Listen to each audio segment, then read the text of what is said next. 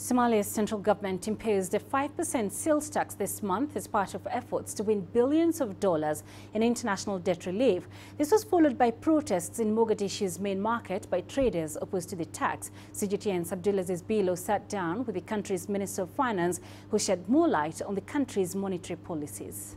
The budget, the International Monetary Fund has hailed the government budget for last year. How big of a deal is this to your government? It is a very big deal for us. It has been a recognition by the international community that the Somali budget is transparent and realistic.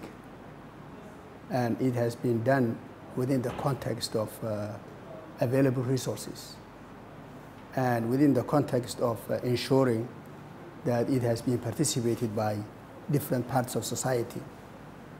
As you know, Somalia has been in challenges for a long period of time. And this time, they have recognized that we can be trusted.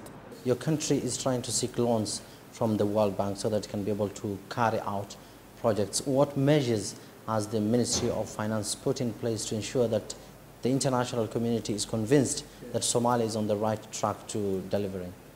In fact, the fact of the matter remains that we are nowhere near asking for loans. This country is so far away from even thinking about getting loans. Steps we are taking today is to be able, first of all, to get the trust of the international community. That's number one priority for us, trust. That means that this country can be trusted and what we do will be auditable and tractable and can be traced. This is really the rudimentary principles that we are following. Now, after that, if we are trusted enough, if we put in place good systems that are enough for the international community to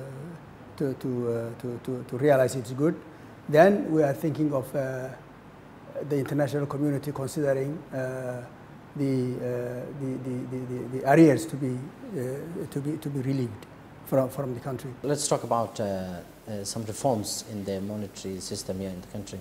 We understand that the government had been in the process of seeking to print new currency for the government. Where is that process heading to? Who is going to print that money, and how much in denomination and values will the Somali public expect from the government? We are putting a lot of effort to revive our currency, which is part of your sovereignty. Part of your sovereignty. We are very much working closely with the IMF.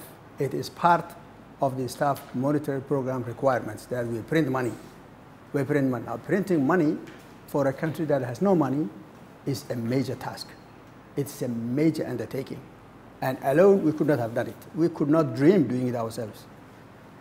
We have done the conditionalities. We have done the policies and the regulations. We have strengthened the institutions that work with money and money management. What we are working now closely with the IMF and the international community, some bilateral countries, is to get the money, the cost of printing money. Everything has a cost, right? Before you get your money, you have to decide on the papers on which it will be printed and the features and all that, and that's all done between the government and the rest of the world, especially the IMF. Now we are looking for the cost of printing money, which is not a small amount, $40 million. Just to print your money, $40 million. And that we are close to getting it, securing through the IMF.